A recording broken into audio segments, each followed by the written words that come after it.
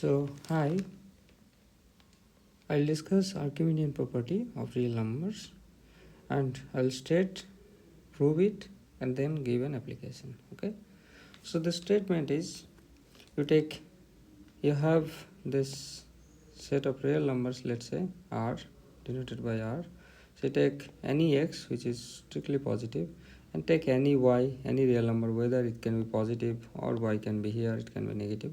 Wherever Y is, you can always find a natural number, small n, such that n multiplied with X is strictly bigger than Y.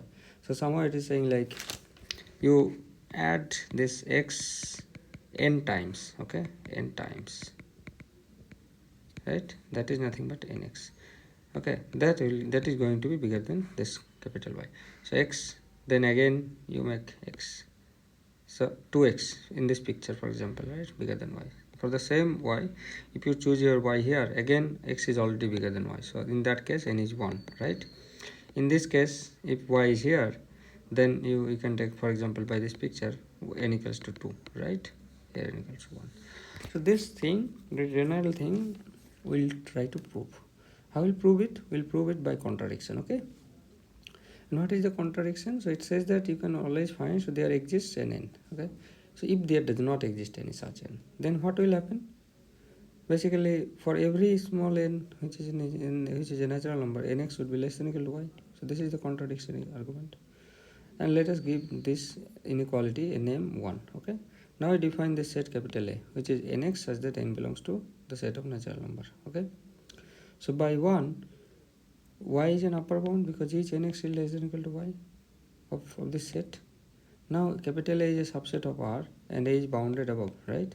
So by the supremum principle or the least upper bound property, let alpha equal to supremum of A.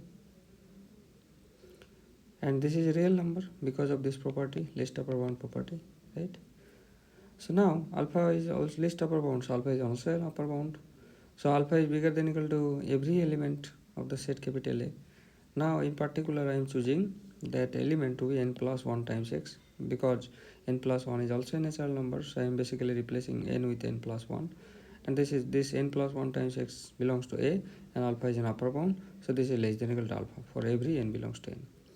Okay, this says that if I split this, I will get nx and I am taking x on the right side, so nx is less than or equal to alpha minus x, but x is positive, so this is less than alpha, and this is also true for every n belongs to n. This implies that since this is true for every n belongs to n, that means an nx is less than or equal to alpha minus x, so alpha minus x is also an upper bound of A. But we know that alpha minus x is less than alpha because x is positive from here. But alpha is the least upper bound, so but this contradicts this fact. You have another upper bound which is smaller than alpha, right? That violates the fact that alpha is the least upper bound. So this is a contradiction. So the main problem arises due to our hypothesis 1, okay?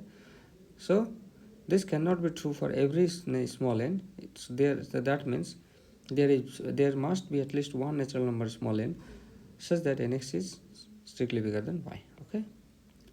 And this is what proves the Archimedean property. Now a simple application which is very useful is this. So let epsilon is positive, then there exists a natural number small n such that 1 by n is less than epsilon. So it's saying like you have 0 here, you have some epsilon here. This says that between 0 and epsilon you can always get a number like 1 by n such that n belongs to the set of natural number, so that small 1 by n is less than epsilon, okay? What we do, we choose, so somehow we have to prove like n epsilon is bigger than 1, right? And in the Archimedean property we had nx is bigger than y. So I'll choose x equal to epsilon, y equals to 1, and I'll get some n like this. That is what I have done. So choose x equal to epsilon, y is bigger than 1, and this is bigger than 0. This is very important.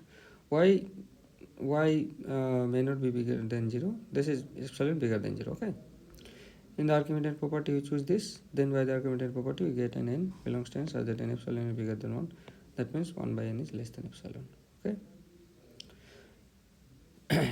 So this is the proof and application.